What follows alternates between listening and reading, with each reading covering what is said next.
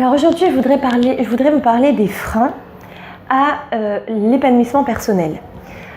Je voudrais vous parler de 4 de ces freins qui sont très importants pour justement une vie épanouie et heureuse.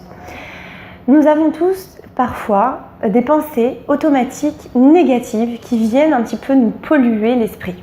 Seulement, on a chacun différentes fréquences, on a chacun différents degrés. Il y a des personnes où ça va être vraiment du non-stop. C'est 24 heures sur 24 qu'elles ont des pensées négatives. Et là, ça va agir directement sur l'estime de soi, sur l'estime de moi, c'est-à-dire que je vais avoir une vision négative de moi-même, je vais donc être inhibée dans mes actions, je vais donc être de mauvaise humeur, je vais donc être instable au niveau de mes émotions et elles vont être beaucoup plus souvent négatives que positives. Donc tous ces éléments-là, évidemment, sont des freins. Donc pour agir justement sur ces freins-là, justement pour réussir à être heureux, il faut d'abord les identifier. Vous savez, quand on veut réussir dans un domaine, il faut d'abord comprendre quels peuvent être les freins à cette réussite. Une fois que j'ai éliminé les freins, plus rien ne m'empêche de foncer. Donc, ce que je voudrais voir avec vous justement, ce sont ces blocages-là. Quels sont-ils ? Alors d'abord, le premier frein que l'on peut tous avoir se trouve évidemment au sujet de ma pensée, puisque comme disait le Marc Aurèle, par mes pensées, je crée le monde dans lequel je vis. En fait, les pensées vont être à l'origine de ma bonne humeur ou ma mauvaise humeur, mon envie d'agir ou mon manque d'envie d'agir. Pour travailler en profondeur là-dessus, je dois comprendre que parfois j'ai des filtres négatifs qui m'empêchent d'être. Quels sont-ils ?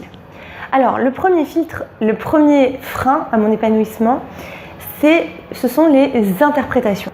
Ce que j'interprète, la façon dont je vais interpréter les événements qui vont arriver tout au long de ma journée, tout au long de ma vie, dans mon quotidien, peu importe, ça va déterminer la façon dont je vais regarder la vie et dont je vais me regarder moi. Il est très important maintenant pour moi-même de mettre le doigt sur mes interprétations. Donc déjà, de là, vous pouvez déjà commencer à vous observer. Il s'est passé un événement aujourd'hui, vérifiez comment vous interprétez ça. Est-ce que tout de suite vous vous dites « Ah non, ça ne va pas du tout, aujourd'hui mon patron m'a mal regardé, donc ça signifie que je ne suis pas un bon employé, qu'il n'est pas content de moi, que je vais peut-être me faire renvoyer, que bientôt je ne vais plus avoir de salaire, que bientôt je ne vais plus pouvoir payer mes factures, que du coup je vais devoir quitter mon appartement et ainsi de suite. Est-ce que je vais tout de suite aller ou très rapidement glisser vers un film catastrophe ou au contraire, si je vois que mon patron, mon ami, mon mari, ma femme, peu importe, m'a mal regardé, au contraire, je vais plutôt me dire, tiens, il y a quelque chose qui ne va pas, je vais aller lui demander ce qui se passe. Voyez un petit peu avec vous-même comment vous interprétez les événements, comment vous interprétez les réactions de votre entourage. Tout ce que vous interprétez, cherchez à voir, est-ce que vous trouvez que c'est plutôt négatif ou c'est plutôt positif ou ça dépend des fois. C'est très important justement pour vérifier, pour savoir, pour identifier dans quelle catégorie vous êtes et pour justement vérifier si vous n'avez pas un frein à votre épanouissement. Le deuxième frein à mon épanouissement personnel, c'est le jugement de valeur. Ce qu'on appelle un jugement de valeur, c'est ce que je porte comme jugement vis-à-vis de moi. Est-ce que j'ai un jugement positif vis-à-vis de moi-même ou est-ce que j'ai un jugement négatif vis-à-vis de moi-même ? Est-ce que je me vois bien ? Est-ce que je me vois mal ? Est-ce que tout de suite je me lance la pierre ? Est-ce que tout de suite je m'accuse ? Est-ce que tout de suite je me dis que je n'ai pas été à la hauteur ? Ou est-ce qu'au contraire, je me pardonne facilement ? Le fait de se pardonner facilement va effectivement m'aider à avancer plus vite. Le fait de ne pas me pardonner facilement, c'est-à-dire de tout de suite, je m'en veux, j'ai un sentiment de culpabilité, je suis mal avec moi-même, évidemment, vous l'aurez compris, m'empêchera là encore d'agir et d'être. Le troisième élément, le troisième frein à mon épanouissement, ça va être l'anticipation. Alors, vu comme ça, on va se dire, l'anticipation, ça a l'air positif, j'anticipe pour mieux prévoir, pour mieux agir. Non, je pense plutôt à l'anticipation négative, c'est-à-dire que je vais prévoir les événements, mais d'une façon ou dramatique, tout de suite, ou alors j'ai tellement peur de mal agir que je préfère ne pas agir. Par exemple, je dois demander une augmentation à mon patron, je me dis non, si je vais lui demander, il risque de me dire non, peut-être qu'il n'est pas content de l'ancien projet que j'ai rendu, ou peut-être qu'il n'est pas content de la façon dont j'ai parlé à mon client, ce matin je suis arrivée en retard donc il va me dire non, donc je préfère ne rien dire. Ça va inhiber ma capacité d'agir. Et puisque ça inhibe par où elle a été inhibée ma capacité en fait? Par le fait que j'ai déjà anticipé de façon négative la façon que va avoir mon patron de penser. Tandis que quand je suis dans un état d'esprit positif, eh bien effectivement c'est complètement l'inverse qui se passe.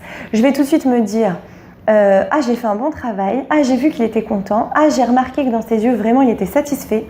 Je vais maintenant aller lui demander. Alors c'est vrai j'étais en retard ce matin, mais comme ça fait quand même quelques années que je travaille là, j'ai du crédit, donc je trouverai toujours le moyen de me rattraper s'il commence à me parler du retard de ce matin. Vous voyez, c'est totalement différent. Donc cette anticipation, quand je dis le mot anticipation, c'est dans le sens négatif. Je suis en train d'anticiper de façon négative ce qui risque de se passer dans le futur. Et donc j'inhibe complètement ma capacité d'agir. Quatrième frein à mon épanouissement, c'est la rumination. La rumination, eh bien oui, c'est je repense sans arrêt à ce qui ne va pas. C'est-à-dire que il y a un point noir sur la feuille, d'accord? Toute la feuille est blanche, je vais me concentrer que sur le point noir. Et dans la vie, c'est-à-dire que, disons que j'ai plusieurs enfants, ils sont tous bons élèves à l'école, il y en a un qui ne réussit pas à l'école, eh bien je vais me focaliser sur lui. Pourquoi? Parce que je peux me dire, ah non mais si lui il réussit pas, inconsciemment, qu'est-ce que ça signifie pour moi? Ah ben c'est que je suis pas une bonne maman, c'est que je fais pas assez mes devoirs de parents, c'est que je ne suis pas assez à la hauteur, c'est que je ne fais pas. Donc je vais ruminer sans arrêt, et effectivement, ça ne va pas m'aider à aider mon enfant, parce que moi-même je vais me sentir mal, donc je ne pourrai pas lui donner du bon pour y arriver. Je ne pourrai pas lui donner d'énergie, je ne pourrai pas lui donner du courage, je ne pourrai pas lui donner de la motivation. Par contre, je pourrais lui donner tout le contraire, c'est sûr. Donc je risque de m'enfoncer et lui avec. Pour cet exemple, évidemment. Mais peu importe le domaine, peu importe, ça peut être au travail, ça peut être dans l'éducation, ça peut être dans le domaine du couple, peu importe lequel, mais de toute façon, c'est mauvais pour mon épanouissement. Donc ces 4 freins, je vous les répète, les mauvaises interprétations, les jugements de valeur négatifs, l'anticipation négative ou la rumination, ces 4 éléments-là m'empêchent de m'épanouir, d'être et de devenir. À moi d'apprendre à travailler dessus. Je vous remercie, je vous invite à visiter mon blog pour plus d'explications et faire le plein d'énergie positive. Je vous remercie et vous dis à très bientôt.